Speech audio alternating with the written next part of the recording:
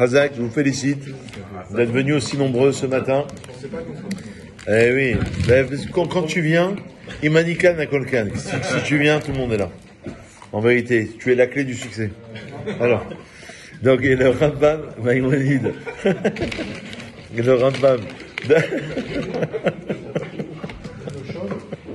le Rambam d'Aïchot Teshuvah, dans les lois sur le repentir, Serge, et il nous enseigne la chose suivante qui a 4 niveaux, puisque nous sommes dans le mois qui s'appelle le mois de la Rachamim, et le mois de la miséricorde, Tunsi, et à la goulette, tu te crois à la goulette ou quoi? Alors, et puisque nous sommes dans le mois de la Rachamim, comme on a expliqué hier soir au cours, que Dieu nous offre sur un plateau d'argent la possibilité de s'amender, de faire Teshuvah, alors le Rambam nous dit la chose suivante. Kol mizot sheba Torah, toutes mizot dans la Torah, c'est Ilchot Teshuvah, premier Perek. Ben Aseh, ben lo ta'aseh, qu'il est, que ce soit un commandement positif ou un commandement négatif.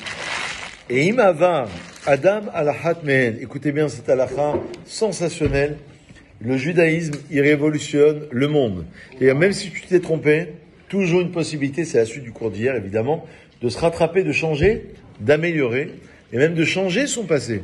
D'ailleurs, c'est quelque chose d'incroyable. Des gens qui sont enfermés dans leur passé. Ils se disent, non, mais de toute manière, j'ai volé, j'ai fait des embrouilles, un petit peu la CAF, un petit peu les acédiques, un petit peu les embrouilles d'accord? Les gens sympatoches. Alors, ils te disent, tu peux toujours, Lionel, rattraper le passé, d'accord? Et donc, si un homme a transgressé sur l'une d'entre elles, que ce soit volontairement ou involontairement, lorsqu'il fait Teshuvah, Lomito, Veyasho Merketo, qui revient de son erreur, il prend conscience. Alors il va nous expliquer, il y a plusieurs degrés. Premier degré, c'est que tu dois faire une thérapie, David, petite thérapie sympathique. Ça veut dire, Chayab Leidvanot, tu dois faire confession de tes péchés. Il faut que tu exprimer ses erreurs. C'est pas suffisant de dire que tu fais Teshuvah, c'est très bien. Eh ben, en vérité, lorsqu'ils vont se confesser, ils ont repris de chez nous. Parce que nous, le vidouille, quand on fait khatanou, avinu, on a péché, on a fauté. Donc, en vérité, c'est une reprise. Donc, la première indication, c'est de dire qu'on doit faire le vidouille, ça veut dire la confession de ses péchés. C'est quoi? C'est de dire, c'est écrit dans la Torah, Ish ou Isha, nous dit le Rambam, ici de ce verset, un homme et une femme qui a un sou et tarar s'ils font le mal, ils vont, d'accord, exprimer leur péché. C'est ce qu'on appelle vidouille devarim. Première idée, Lionel, pour faire la teshuva, c'est vidouille devarim. Ça veut dire exprimer ses péchés. On a compris. Ça, c'est un commandement positif. C'est-à-dire, c'est pas juste en pensée. Tu dis, c'est comme si ta femme, tu dis, bon, je lui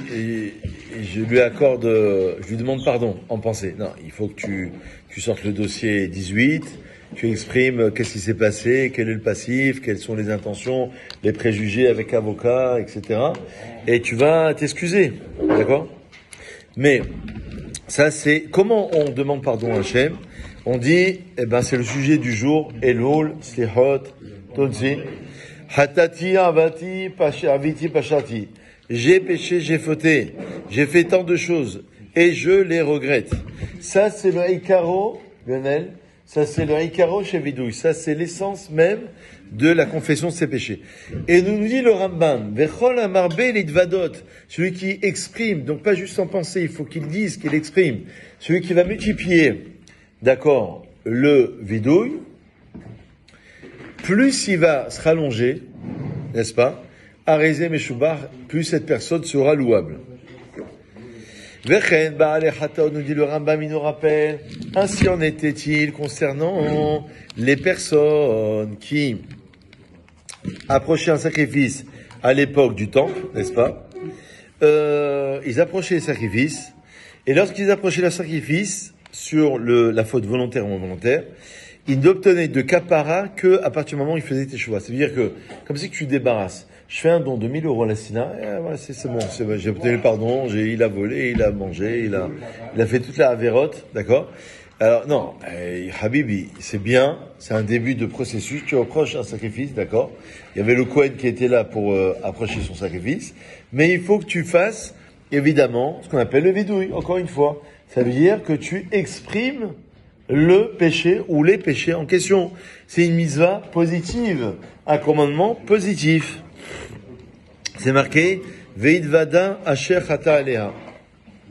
Et ainsi en était-il concernant, nous dit le Rambam, tous ceux qui sont chayav mita bedin, ou alors chayav malkout. Vous savez, si vous mangez une belle côte de porc, eh ben, devant 2 témoins, d'accord, on doit vous donner 39 coups. Malkout. La dalba. D'accord? Donc on prenait, d'accord? Donc on prenait une belle ceinture, et on dit, allez, adlom. D'accord? Donc,